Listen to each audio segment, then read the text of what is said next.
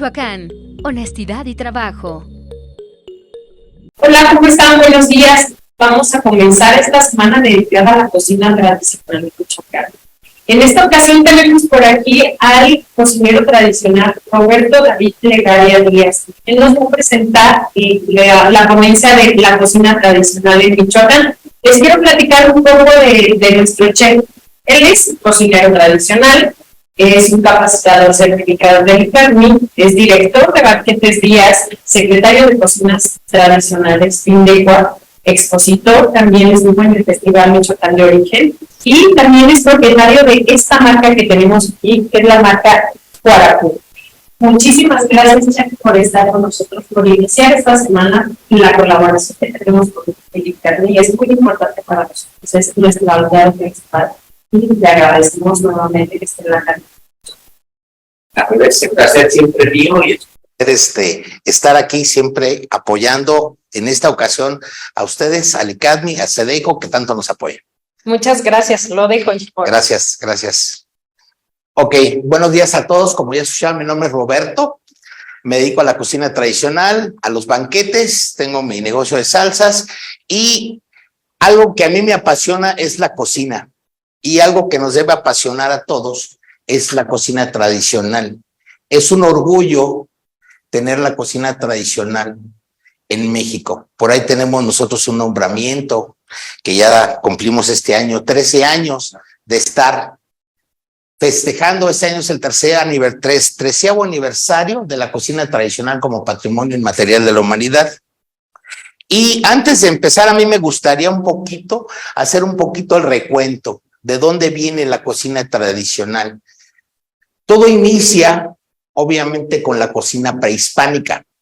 La cocina prehispánica, por ahí van a ir pasando algunas de las diapositivas. La cocina prehispánica se maneja sobre todo la cultura maya, la cultura azteca, la zapoteca, la purépecha, todo lo que son ese tipo de cocinas que originalmente, antes de la llegada de los españoles, pues estaban muy arraigadas en todo el territorio mexicano. Y hay culturas y hay gastronomía que hasta el día de hoy seguimos teniendo. Entonces, si le pasamos a la primera, por favor. Ahí estamos viendo todo lo que es la cocina tradicional, ¿no? Los orígenes, como les comentaba, la cultura maya, la azteca, son las preponderantes. Pero no menos importantes son las demás cocinas o las demás culturas que tenemos dentro del territorio mexicano antes de la conquista, que son zapotecas, olmecas, toltecas, mixtecas y la purépecha. Todas estas varían en base a las regiones, en base a los climas, en base a lo que tenemos. Muy directamente lo que es la cocina prehispánica, lo que es la cocina tradicional michoacana, se basa mucho en lo que son las diferentes regiones y los microclimas que tenemos dentro del estado de Michoacán. Michoacán es bendecido porque tenemos muchísimos microclimas dentro del mismo estado y tenemos la facultad de que tenemos pescados de lago, tenemos pescados de río, tenemos pescados de mar, tenemos animales, tenemos insectos, tenemos todo lo que es verduras, vegetales, todo este tipo de insumos que originalmente se manejaban desde la época anterior a la conquista, son parte fundamental de lo que son las bases de ahora de la cocina tradicional michoacana. ¿Ok? Entonces, si le pasamos a la siguiente, por favor. Ahí nos vamos a dar cuenta cómo dentro de todo esto hay ciertos productos, ciertos dulces, ciertos alimentos que hasta el día de hoy siguen manteniéndose en auge, ¿no? Por ejemplo, ahí tenemos unos ejemplos como es el amaranto, ¿no? El amaranto es un producto que tenía muchas connotaciones religiosas para los prehispánicos, para la gente de antes de la conquista. Se utilizaban mezcladas con sangre, se hacían unas especies de figurillas representando a dioses antes de las guerras y para después de las guerras y de las conquistas. Todo eso se utilizaba obviamente con influencias religiosas. Entonces, al hacer esta unión entre la sangre de jóvenes, de niños y de cautivos prisioneros de guerras y formar estas imágenes que eran evocando a los dioses de la guerra, a diferentes dioses, se consumían de una manera ritual. Y obviamente este tipo de dulces, este tipo de manufactura que utilizaban anteriormente, con la llegada de los españoles, pues hubo un choque muy fuerte, hablando de que los españoles pues llegaron con esta ideología del cristianismo, de cambiar todo este tipo de situaciones que bien a la hora de llegar y ver ese tipo de rituales, pues hubo un choque muy fuerte. Entonces, también uno de el amaranto se utilizaba mucho en todo lo que era la elaboración de tamales, se utilizaba mucho en la tortilla, se utilizaba mucho también como dulce, porque tiene un alto nivel nutricional. Ahora, otro de los dulces que viene desde muy atrás de la conquista es lo que actualmente de repente por ahí vemos en algunas comunidades, en algunos lugares donde llegamos y vemos unos maicitos muy duros, ¿no? Que los conocemos nosotros como ponteduros, ¿verdad? Eran dulces que se utilizaban para darle a los niños, ¿verdad? Que se utilizaban con azúcares, se utilizaban con todo lo que es lo que ahora conocemos como piloncillo, que era la caña de azúcar, se transformaba con el calor y se utilizaba para hacer esos pequeños dulces, ¿no? También lo que se le llaman los momosclis, que actualmente se utilizaban. A veces yo decía, bueno, ¿y qué es el momoscli, verdad? Es lo que nosotros normalmente conocemos como palomitas, ¿verdad? Y se utilizaban ya las palomitas desde la era desde antes de la conquista. Entonces, todo este arrastre generacional que va creando desde la época de los mayas, los purépechas, los aztecas. El día de hoy tenemos muchos alimentos y tenemos mucha información y muchos platillos que el día de hoy estamos a veces comiéndolos, que los botaneamos, que agarramos y los probamos y que vienen de cientos de años con anterioridad. ¿Ok? Entonces, si pasamos a la siguiente, por favor. Dentro de todo esto, manejamos la alimentación, siempre fue basada en lo que es el maíz. El maíz era el ingrediente principal de la alimentación anteriormente. También el chile en sus diferentes variedades y el frijol también en sus diferentes variedades. Anteriormente, los maíces eran muy diferentes a lo que conocemos el día de hoy como maíz. Lo que son los maíces criollos, que ya en algunas regiones de aquí, precisamente en Michoacán, hay ciertas comunidades que están rescatando este maíz criollo, este maíz que a veces tiene unos colores como arcoíris, rojos, amarillos, negros, ¿no? Mezclados en una misma mazorca. Son maíces muy diferentes en cuanto a sabor, en cuanto a textura, en su forma de nixtamalizarse. Realmente es muy diferente la forma en que se maneja este tipo de maíz y el día de hoy se estaba pues trabajando en las comunidades para poder volver a introducir y rescatar todo lo que es esta base de la alimentación que viene desde la época anterior a la conquista y que el día de hoy pues por cuestiones industriales, por cuestiones técnicas se ha ido dejando de lado y se han ido perdiendo, ¿no? Entonces, todo ese tipo de alimentación básica que originalmente son las bases para lo que viene siendo ahora la cocina tradicional, viene arrastrando porque inclusive anteriormente todo lo que el consumo de insectos era extremadamente alto anteriormente. Ahorita conocemos, por ejemplo, las chicatanas, que las utilizamos tostaditas, que son un alimento que es por temporada, porque no todo el tiempo hay chicatanas. Las chicatanas salen con las primeras lluvias. Empiezan a salir estas hormigas con alas y inmediatamente llueve y empiezan a salir y la gente de las comunidades se junta a recolectarlas, las pasa al comal, las tuesta y se las come salteadas con piloncillo, se las comen en salsa la chicatana es riquísima, o tostadita nada más así para poder echarse un taquito con una salsa de molcajete así de chile machacado, deliciosa, y tortillitas recién hechas, no saben qué delicia. Entonces, este tipo de alimentación tenemos aproximadamente 250 especies diferentes, 247 aproximadamente, si no mal recuerdo, de insectos comestibles en toda la República Mexicana. Aquí en Michoacán también tenemos muchos insectos comestibles, pero no estamos muy adecuados o muy afectos a comerlos por la misma decir, ¿cómo voy a comer una hormiga? ¿Cómo me voy a comer un gusanito de maguey? Todo ese tipo de cosas que realmente su valor nutrimental es alto. Entonces, este tipo de alimentación forma parte de lo que el día de hoy es la cocina tradicional, forma parte de lo que es nuestra herencia completamente, ¿ok? Si pasamos a la que sigue, por favor. Hay una situación aquí. Normalmente la alimentación de cada pueblo nos cuenta una historia.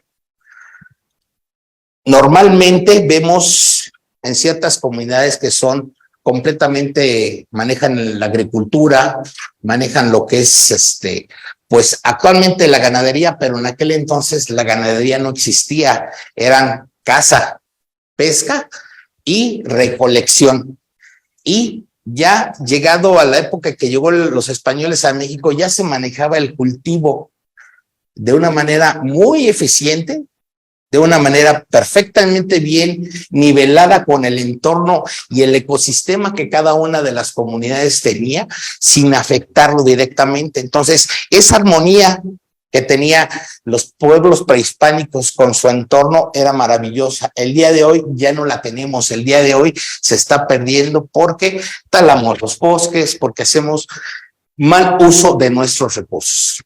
¿Ok? Entonces, toda esta historia que nos cuenta un pueblo es en base a su alimentación, cuando son pescadores, y vemos esa, no solo la alimentación, sino la forma de pescar, la forma de cazar, la forma de salir al cerro a buscar hongos, setas, lo que son patitas de pajarito, las trompas de cochino, ¿no? Todos esos hongos que son un poquito más, al alcance de nosotros, los vamos conociendo de repente cuando vamos a la zona de Zitácuaro, cuando vamos a la zona de Crescencio Morales, e inclusive aquí en la ciudad de Morelia nos damos las vueltas cuando vienen la gente de las comunidades que se ponen afuera del mercado de Independencia, y ahí encontramos setas, encontramos hongos, trompitas de cochino. Es una delicia realmente este tipo de alimentos, que son alimentos que solamente una vez al año los podemos consumir, porque son brotes maravillosos que nos da la tierra, que nos da la humedad por las lluvias, y que solamente en esta temporada es cuando realmente tenemos la oportunidad de hacerlo. Entonces, todo lo que es el ir caminando, el ir conociendo la cocina prehispánica, las bases de nuestra cocina tradicional, nos va dando esta riqueza gastronómica en nuestro país. Cuando llegan los españoles, si vemos esta situación del choque religioso en cuanto a lo que es el catolicismo y la imposición de la religión a las comunidades o a los pueblos indígenas que había en aquel entonces. Entonces, fuera de la destrucción que hubo de códices religiosos, hubo también muchas recetas que se perdieron, como el amaranto, ¿no? El amaranto, por esta connotación religiosa que tenía, que platicamos hace ratito, pues obviamente se borró, se quemaron cultivos, se quemaron todas todos los indicios que había en cuanto a lo que era el uso, porque para los españoles era herejía el consumo del amaranto, ¿verdad? Porque se hacía, pues, primero con la sangre, era con lo que utilizaban en vez de la miel, que bueno, también utilizaban la miel, pero la básica, la connotación religiosa era esa unión del amaranto con sangre para formar los ídolos.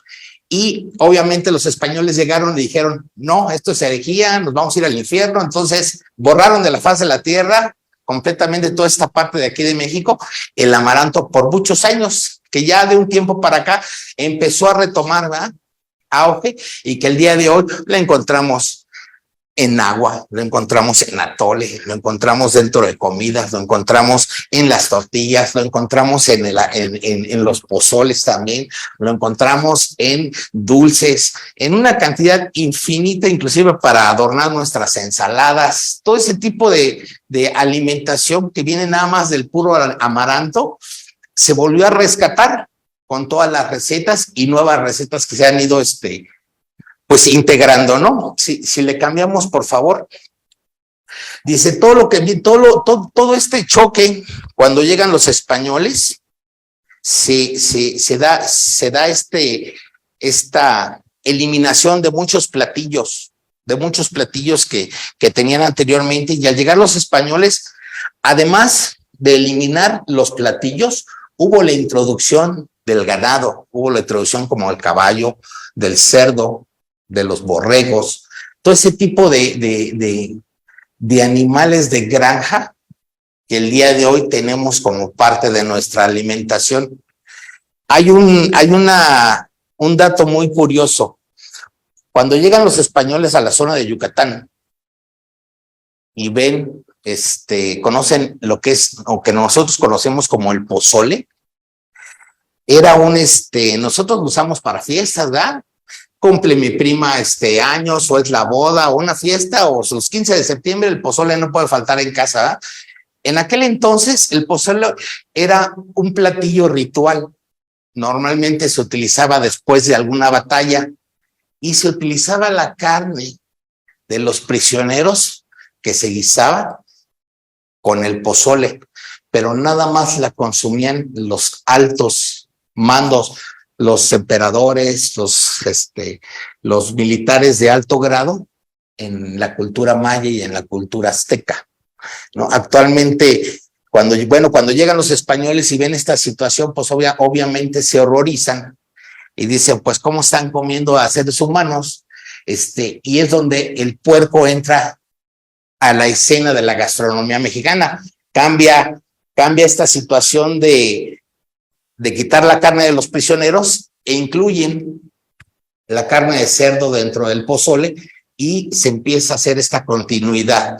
Y de ahí pues viene igualmente la variedad de estilos de pozole dependiendo las regiones donde se den, ¿no? Se utiliza el pozole verde, se utiliza el pozole rojo, se utiliza el pozole blanco y el pozole negro, que no muchos conocemos el pozole negro, que hay muchas formas de hacerlo, pero también es un pozole muy rico y que no es fácil encontrar porque no todo el mundo lo hace.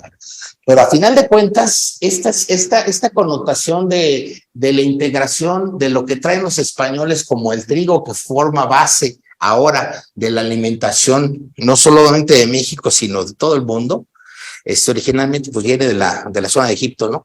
Pero a final de cuentas, el trigo entra a ser un papel fundamental dentro de la alimentación, con los panes, con lo que traen, las técnicas que traen los españoles en cuanto a aclimatar, no solamente la cuestión del ganado, sino también todo lo que es los insumos que ellos traen como vegetales, se va adecuando, ¿no?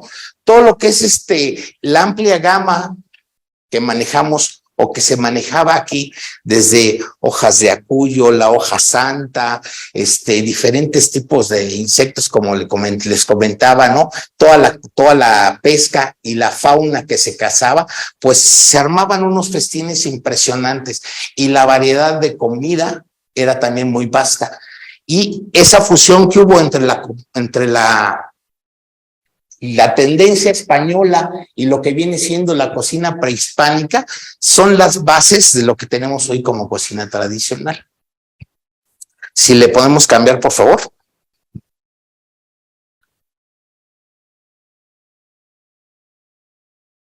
Si alguno por ahí tiene alguna duda o cualquier cosa de los que nos están viendo, con toda confianza, mándenos un mensajito y les aclaramos la duda y vemos qué podemos hacer, no se preocupen, ¿ok? Después de todo esto, aquí estamos viendo todo lo que son coles, chícharos, acelgas, que son parte, y la caña de azúcar, que son parte de lo que trajeron los españoles.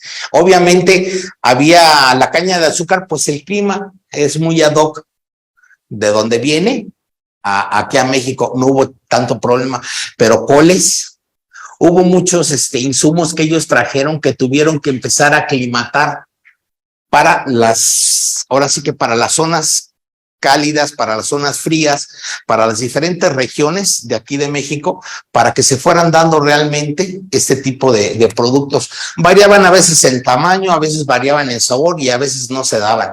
Entonces, todas estas cosas fueron enriqueciendo la gastronomía y fueron ampliando más el abanico de alimentos aparte de los que ya teníamos aquí, porque muchos se eliminaron por obvias razones, ¿verdad? Porque los españoles decían, no, ¿cómo me voy a comer un gusano? ¿Cómo me voy a comer aquello? Y situaciones que realmente ya no fueron atractivas para ellos y fueron delimitando por una parte, pero por otro lado se abrieron muchos abanicos en cuanto a lo que fue la mezcla, sobre todo con las proteínas, ¿no?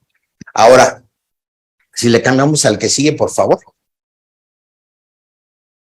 Los centros de comercio, esa es otra situación que los españoles cuando llegan ven, ¿no? Estos mercados que de repente se hacían en las grandes plazas de las ciudadelas que había, como en Juchitán, en Monte Albán. Hay diferentes donde se utilizaba básicamente el trueque, ¿no? Era yo te doy un pescado y tú me das unas frutas o unas verduras o me das lo que cazaste el día durante la noche, y era esta situación del trueque, ¿no? Era un toma y dame, yo te doy y tú me regresas, ¿verdad? Para cubrir mi alimentación, y son situaciones que con el tiempo se han ido perdiendo, ¿no? Y la admiración que de repente Hernán Cortés cuando llega a México y ve esta variedad de aves, ¿no? Que actualmente ya no hay muchas de ellas.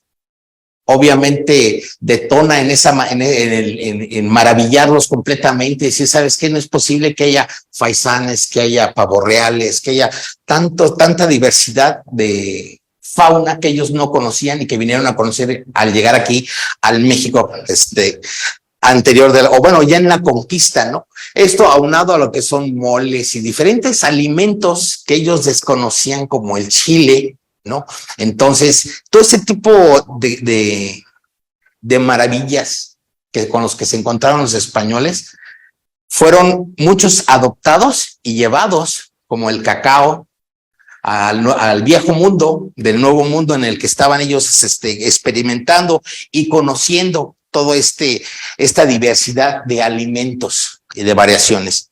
Entonces, cuando llega esta situación, pues empiezan a ver los trueques, inclusive actualmente se está empezando bueno, ya tiene tiempo que se está reactivando esta situación del trueque, ¿no? Aquí en Michoacán, directamente en Pátzcuaro, se hace, no recuerdo si es el primer fin de semana de mes o el último, se hace un mercadito de trueque. Llega la gente de las comunidades y traen pescado, traen la fruta, traen sus legumbres, trae el conejo, trae X diferentes cosas, traen el frijol, el maíz, diferentes productos, y ahí es el trueque, yo te doy tantos kilos de estos y dame un pescado, y están así, y es una situación muy bonita, porque a final de cuentas, inclusive, se maneja una moneda que no recuerdo ahorita exactamente el nombre, que es una moneda purépecha, que también tiene denominación, y se maneja como forma de pago. Las hachas de cobre, los purépechas, eran maravillosos trabajando lo que era el metal. Por eso fue un pueblo que no conquistaron, por su alta manera, su forma tan grande de manejar el metal, tanto en instrumentos para la guerra como utensilios.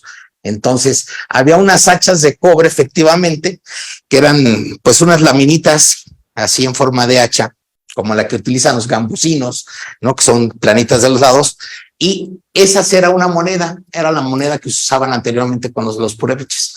Ahora se ha modificado, pero todavía por ahí se encuentran ese tipo de monedas, ¿no? En algunas de las comunidades.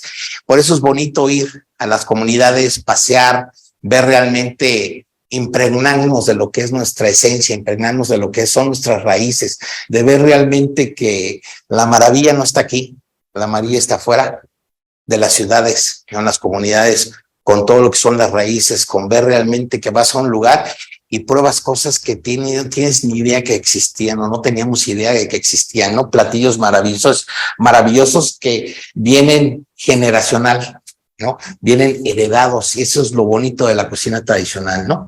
Si le cambiamos, por favor. Todo aquí en Michoacán, la gran ventaja que tenemos son, como les comentaba, los climas.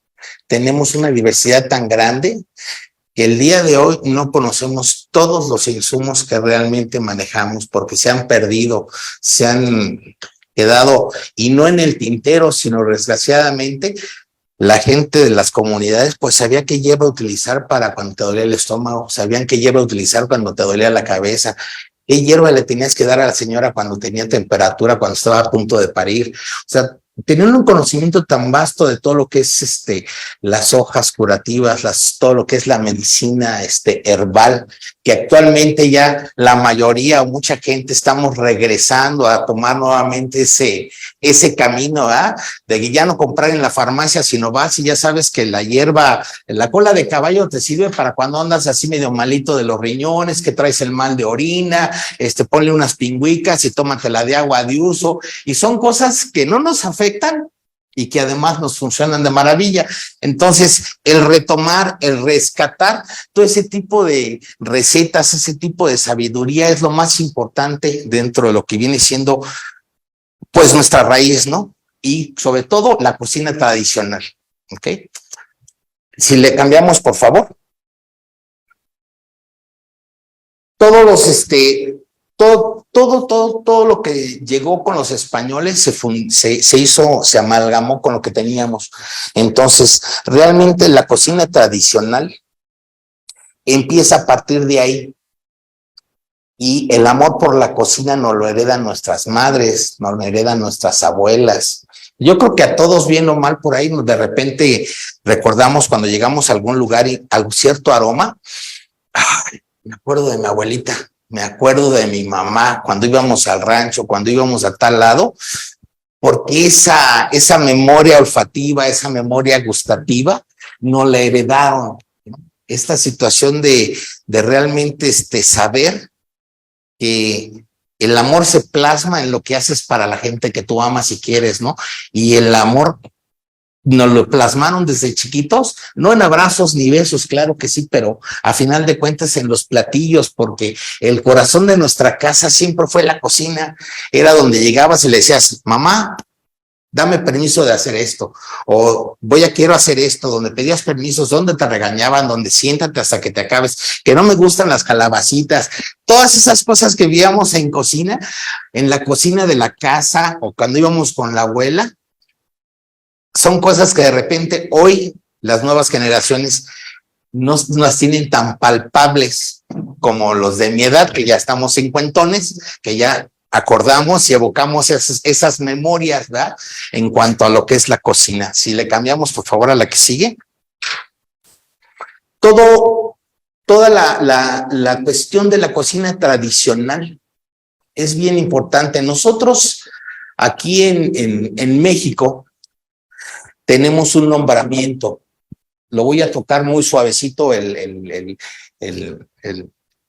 los puntos, porque hay otra ponencia de la cocina y el nombramiento, ¿verdad? Pero a final de cuentas, en el 2004 fue la primera iniciativa que hubo por parte de México, de Michoacán, para conseguir un nombramiento para la cocina tradicional. Esto fue en París, Francia. No se nos dio porque no se cubrieron los lineamientos, porque no se dieron las cosas como estaban, pero realmente fue porque no había una normatividad que pudiera encerrar algo que no fuera tangible como un edificio. En el 2006 salió un decreto que efectivamente dio el pie para poder dar el nombramiento muchos años después. En el 2009 fue cuando nuevamente se volvió a presentar esta iniciativa por parte de Michoacán y de México, junto con el Colegio Gastronómico de la Ciudad de México y diferentes instancias gubernamentales, y se presentó nuevamente a la UNESCO en el 2009. Y hasta el 2010, que fue el 16 de septiembre del 2006, fue cuando nos otorgaron el nombramiento de la UNESCO como cocina tradicional mexicana, ancestral y paradigma de la cocina michoacana. ¿Por qué paradigma? Porque paradigma, Michoacán fue la punta de lanza para conseguir este nombramiento. Entonces, nosotros no solamente como mexicanos, sino como michoacanos, debemos tener metidos hasta la médula el orgullo de saber que nuestra cocina tradicional es la punta de lanza en todo México. Tenemos como estado 7 regiones donde hay 7 microclimas que ningún otro estado en la República Mexicana los tiene. Y eso nos da fauna, flora, pesca,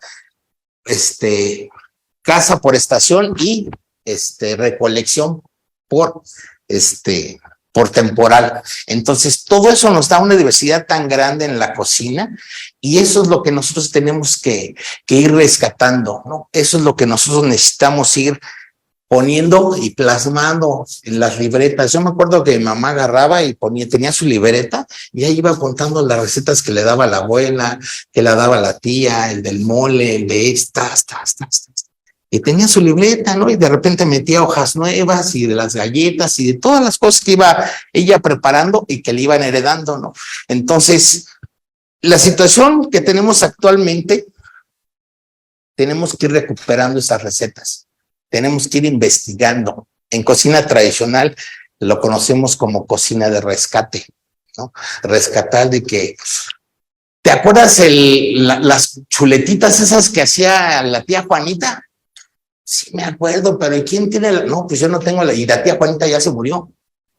Entonces, pues empiezas a investigar con los hijos de la tía Juanita, con las hermanas, con tu mamá, con todos los que están alrededor, y uno te dice que le ponía, las chuletas eran de borrego, otros te dicen que le ponía el chile guajillo, otros te dicen que le ponía una cabeza de ajo asada, otros te dicen que le ponían 3 dedos, porque en la cocina tradicional así se maneja, 3 dedos de comino, ¿verdad?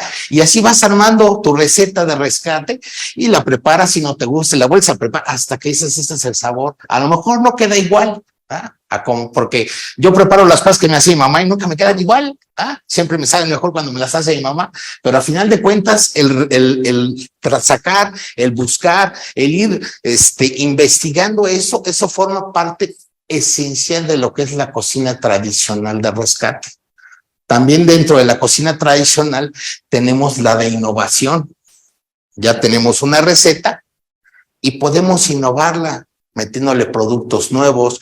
A lo mejor la receta tradicional era con carne de borrego, pero ahora la vamos a utilizar con hongos, ¿verdad? Porque ahora está mucho la cuestión de que vamos a hacerlo vegetariano y vamos a hacerlo menos proteínas, que porque X, que porque Y. Y al final de cuentas, la base son los ingredientes y podemos modificar 1, 2, 3 ingredientes para darle ese platillo de innovación.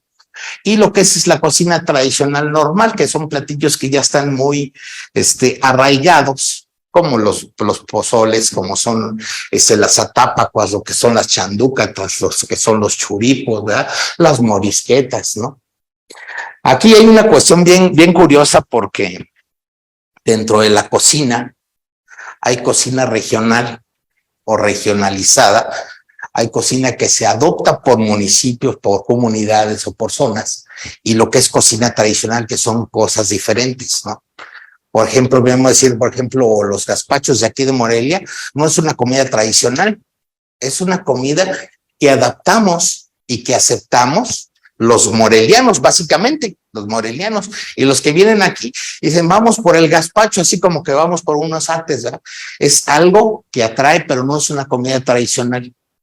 Es algo que ya se adoptó dentro de la comunidad moreliana y es una comida regionalizada, ¿verdad?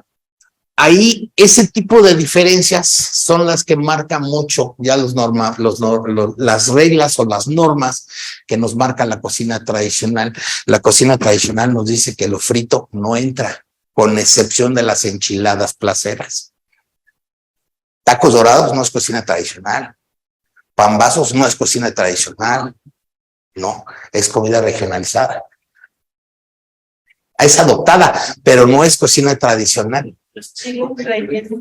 Los chiles rellenos, sin capear, es cocina tradicional. Son normas. Hay muchos platillos muy ricos que nosotros manejamos aquí, por ejemplo, lo que es el mole, ¿va? El mole, pues lo utilizamos y hay quienes le ponen chile negro, les pones chile mulato, le pones pasilla y le pones algo de picor, a veces le pones un poquito de cascabel o le pones un poquito de chipotle para darle el toque, ¿no? Pero a final de cuentas, se utiliza la manteca para darle ese toque al mole, porque un mole sin manteca no sabe a mole, ¿ah? Y ahora con estas situaciones de que no hay que comer la manteca porque la manteca es mala, no es cierto. La manteca es lo mejor que hay para cocinar. Ningún aceite, llámesele como le llamen, no es bueno, porque a final de cuentas sus puntos de temperatura son diferentes y se vuelven malos, grasas malas para el organismo. ¿Por qué les platico esto? Porque a final de cuentas nosotros tenemos que emprender y nosotros tenemos que, y qué mejor que emprender que con algo que nos heredó la familia, que me heredó mi mamá, que me heredó mi abuela, ¿va? Oye, tú, no, vamos a hacer una reunión en casa, vamos a hacer una reunión familiar, pero ¿sabes qué? Que Juanita haga el pozole porque le queda de lujo. ¿Ah? Y las situaciones económicas que a veces vivimos actualmente, oye, tengo un garaje en mi casa, no pago renta, el gas ya lo tengo, saco mi parrillita y le vendo a mis vecinos. ¿Ah? Y de ahí, al ratito, el vecino que le gustó el pozole que yo hago, pues va a tener un bautizo y me encarga el pozole. O hago enchiladas e igualmente va, o me junto con 2, 3 vecinas que tengamos ahí y entre todas armamos una pequeña cooperativa, una pequeña unión y empezamos a ofertar diferentes cosas porque yo sé hacer el mole, la vecina de al lado hace el pozole, la otra sabe, le queda muy bien el adobo de las enchiladas. El chiste es empezar ese tipo de proyectos, ese tipo de emprendimientos que aquí en Sedeco nos ayudan mucho con ese tipo de cosas. Nos ayudan con capacitaciones, nos ayudan con tips, nos ayudan con muchísimas cosas, hasta con créditos. Hasta con créditos nos apoyan. Entonces, todo ese tipo de cosas es muy, hay que aprovecharlas, porque la situación actualmente nos pide hacerlos. Ya a veces trabajar para una empresa donde vas a trabajar 8 horas diarias, donde vas a ganar 1,500 pesos a la semana, si bien te fue, pues mira, emprendes un negocio y estás al pendiente de tus hijos, estás al pendiente de tu casa y lo tienes en tu garage. Fíjate, todo junto, a toda. ¿Y qué mejor? Utilizando la cocina tradicional, lo que ya sabes, lo que te enseñó a hacer tu mamá, el arroz, las sopas, ¿verdad? Las cremas, las carnes, ¿no? Todo completamente. La cocina tradicional es bien curiosa porque, además de ser una maravilla, nos enseña esta situación de que una cocinera tradicional, la mayoría, tienen su traspatio o tienen su huerta o tienen su cultivo. Y es levantarte a las 5 de la mañana a checar tu cultivo. Hay quienes le cantan a su cultivo a la hora de que están deshierbando, va quitándole la mala hierba, checando que el elote vaya creciendo bien, están cantando canciones en purépecha o en español, lo que sea, va. Pero hay gente que es muy afecta a hacer ese tipo de cosas. Entonces, imagínense lo que es comer un platillo de cocina tradicional en el cual la cocinera que te está presentando a ti un churipo,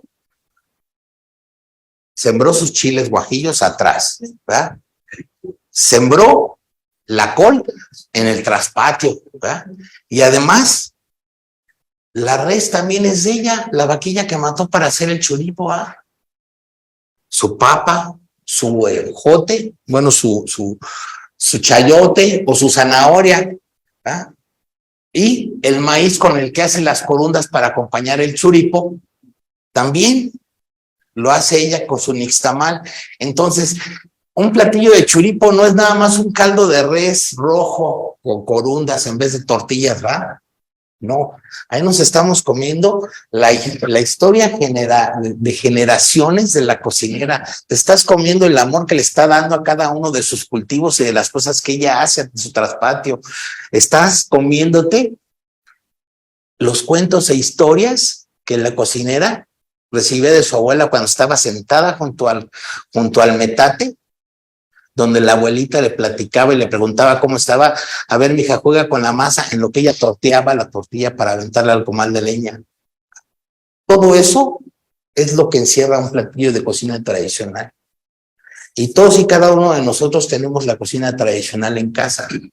Todos y cada uno de nosotros tenemos que sacar esa cocina tradicional, armar nuestros recetarios y sobre todo perder el miedo a emprender. Perder ese miedo a, ¿y si le invierto 1,000 pesos y no lo saco? Porque a veces ese es el mayor miedo de uno como emprendedor, tener que sacar lo poquito que tengo ahí guardado e invertirlo en algo que pues puede o no funcionar, ¿verdad? Pero a mí me decía mi abuela, si no arriesgas, no ganas, ¿no? Y aquí nos dan mucho apoyo con eso. A mí, por ejemplo, con mis salsas me han apoyado mucho, etiquetas, capacitaciones, muchas cosas. Entonces, realmente yo creo que todo lo que es el poder conjugar los conocimientos que tenemos heredados y además podernos apoyar aquí en SEDECO para hacer todos los demás trámites, está el 70 o el 80%, ya nada más es el 20%. Y si tienes buen sazón como tu mamá, mira, ya tienes el otro 20% ganado. Entonces, a final de cuentas, va uno plasmando. Y lo más importante dentro de todo eso, yo creo que es que así como le cocinas a tu familia, cocínale a los demás.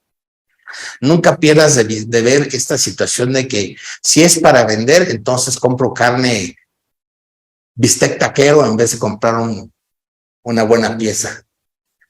No. Mete lo que realmente tienes que darle.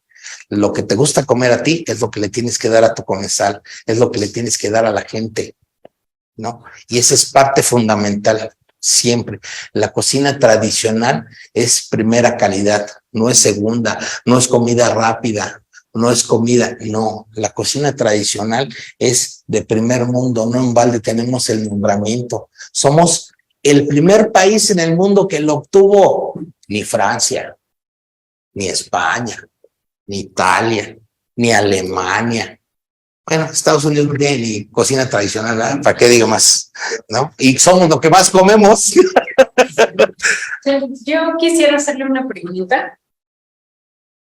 Ahorita que platicaba de todos los animalitos, los insectos, A mí en lo particular me gustan los insectos, pero siempre he tenido una duda. ¿Qué nivel de limpieza tienen como para podernos comer con toda la confianza los insectos? O sea, hay como yo digo, ya con la, pues no sé, cuando los meten a asar o a pelar, ya. Normalmente los insectos se recolectan en el bosque, la mayoría. ¿Qué es lo que pasa? En el bosque de repente, o en las áreas donde hay cultivos cerca, se utilizan insecticidas. Entonces, algunas partes sí se llegan a afectar con los insecticidas.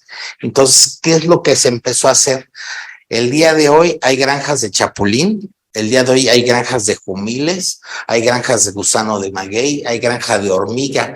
precisamente a raíz de este tipo de situaciones que se empezaron a presentar, de que pues yo recolecto mis jumiles junto a la milpa, va, y la milpa le ponen el impermeabilizante fulano, digo, el fungicida fulano de tal para evitar las plagas, ¿verdad?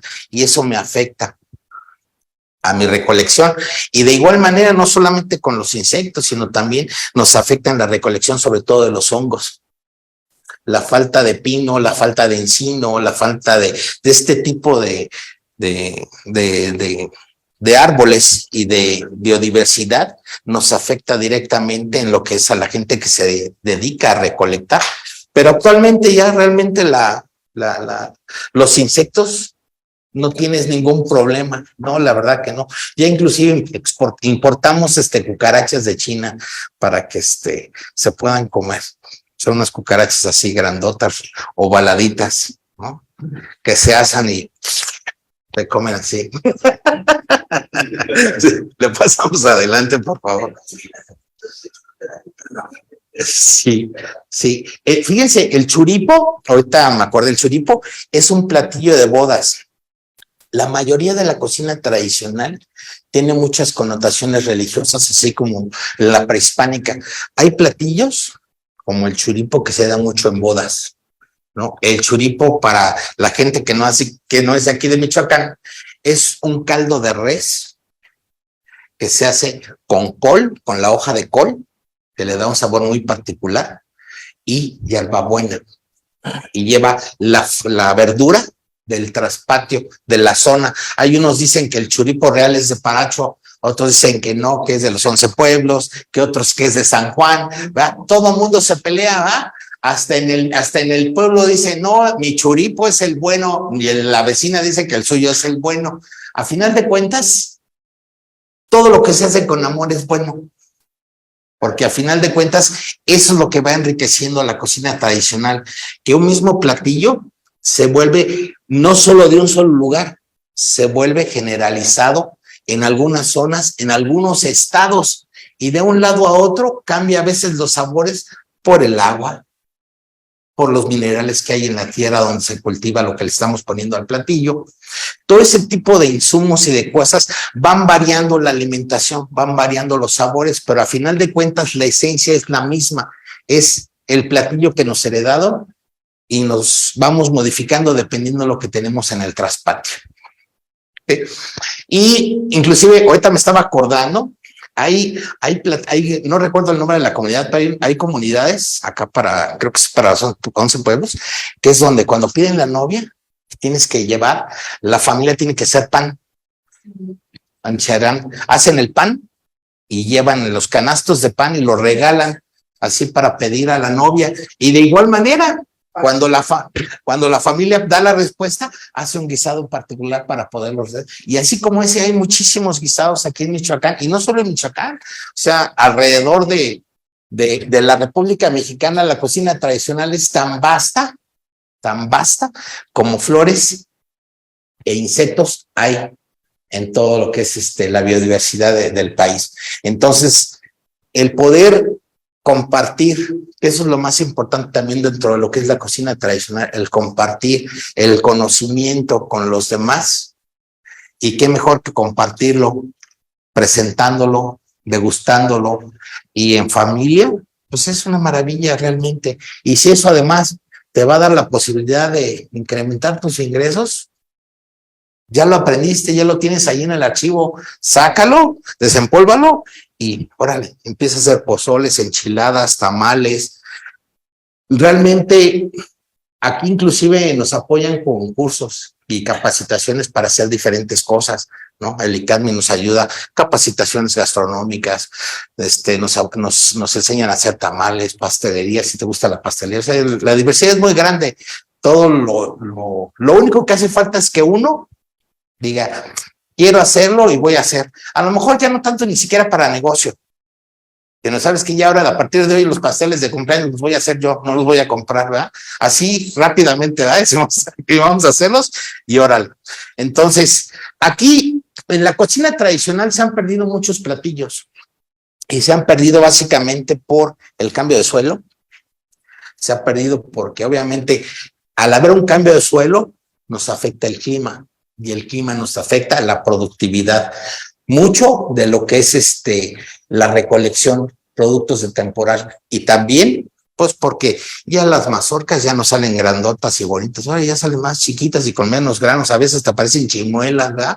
Porque si este lote le faltó la mitad, se lo comieron, no así salió, pero es por este cambio de clima, esta situación que estamos viviendo actualmente, nos afecta directamente, que decimos que la contaminación nos afecta, que esto, que aquello, sí nos afecta en lo que comemos, nos afecta en lo que podemos producir. Entonces, el ir creando conciencia de que nuestro entorno es básico para nosotros y para la subsistencia de todos y cada uno de nosotros es esencial. El tener ese equilibrio entre lo que consumimos y lo que nos da la madre naturaleza, es necesario mantener ese equilibrio completamente, porque cuando nos deje de dar la madre naturaleza, nos va a pasar lo que anteriormente va, vamos a empezar a echarle pedacitos de uno al pozole para volver a comer, porque ya no va a haber de dónde sacar. Entonces, la cocina tradicional es la esencia de nuestras raíces. La cocina tradicional es el parteaguas de donde salen muchos. Ahorita empieza este auge de agarrar a la cocina tradicional y volverla molecular y volverla gourmet y volverle muchas cosas, ¿no? Que no está mal, que a final de cuentas todo esto tiene que ir creciendo y tiene que irse dando estas innovaciones dentro de la cocina tradicional. Ya no entra dentro de cocina tradicional, pero las bases son la cocina tradicional, siempre y cuando se respeten las normas de la cocina tradicional. Nosotros como cocineros tradicionales no estamos peleados, de repente hacemos fusiones con compañeros que son chefs y hacemos esto, metemos la molecular, metemos diferentes presentaciones, agregamos insumos nuevos, insumos que a veces no son ni de aquí del país, pero hacemos estas fusiones y buscamos darle ese toque nuevo, ese giro, esa vista, porque también de la vista nace el amor. Vemos un platillo que está así todo por ningún lado, pues como que huele bien, pero no se me antoja, ¿verdad? Pero cuando ves un platillo en un plato de barro bonito, con sus frijolitos bien salteados, con su manteca, ves hasta el chilito ahí y su quesito arriba, ¿verdad? Pues sus dos corundas rellenas o envueltas con acelga, ¿verdad? Con una salsa de chilacas y su carnita de puerco bien picadita así, y un toquecito de crema arriba. Hasta se me antojó desayunar ahorita. Híjole. Si le cambiamos, por favor. Entonces, bueno, esto ya lo adelantamos hace ratito, si le cambiamos también. Todo lo que es parte de la cocina tradicional es eso. La esencia es esa. La esencia de la cocina tradicional está en casa. La esencia de la cocina tradicional está en lo que nos heredaron nuestras madres, nuestras abuelas, ¿no? Cuando nos ponían de repente ahí a todos los nietos, ayúdame a desgranar el elote, ¿ah? A quítale la cabecita a los maíces para hacer el pozole y aventarlo al nixtamal. Yo me acuerdo mucho eso, fíjate, de la casa de mamá, que nos ponían a los primos y a todos nos ponían así, con nuestras tinas de maíz, y nos daban unas pincitas para quitarle las cabecitas al elote.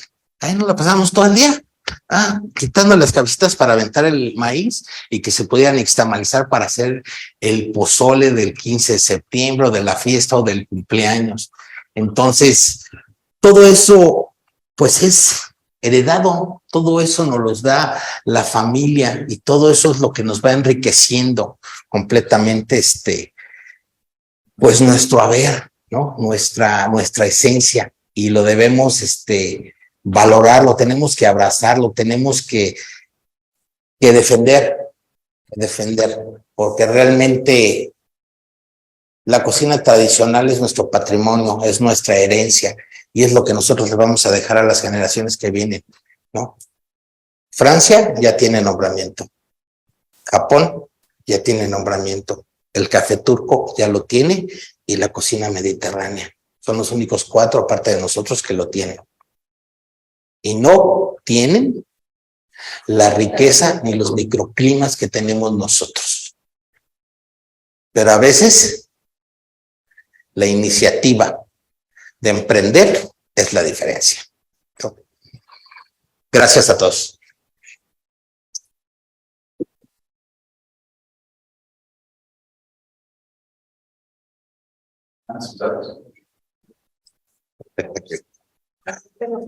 Ese es mi número de teléfono, 4431-6684-81. Roberto Legaria, a sus órdenes. Espero que lo mucho o poquito que les haya podido regalar el día de hoy les sirva de algo, y créanme, la verdad de las cosas es que emprender da miedo, pero los logros y la tenacidad, y más apoyándonos aquí en SEDECO, en el ICADMI, es la diferencia.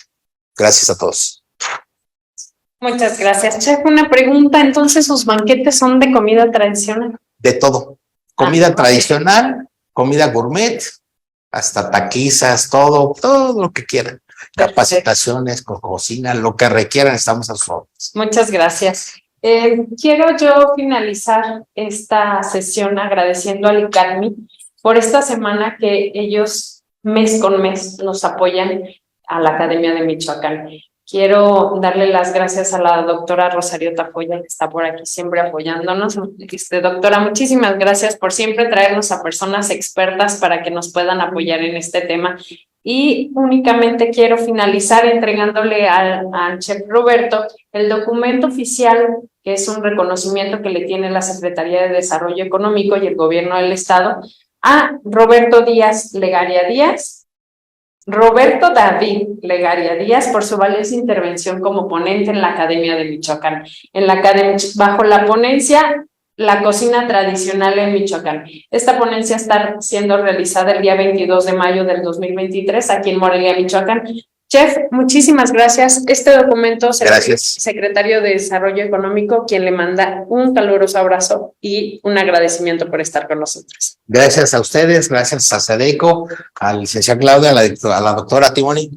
Realmente, muchísimas gracias, y en lo que se pueda, estamos para apoyarlos. Por aquí dejamos la información para quien la quiera tener, la solicite y se las hagan llegar. Así es. Muchísimas gracias y los esperamos el resto de la semana. Solamente le vamos a decir a la doctora que les diga que ahora sí lleguen con un platillo para que no nos dejen con las ganas. Ya el chef trajo las salsas, ya tendremos los platillos en esta semana. Muchísimas gracias a todos por estar con nosotros. Hasta luego.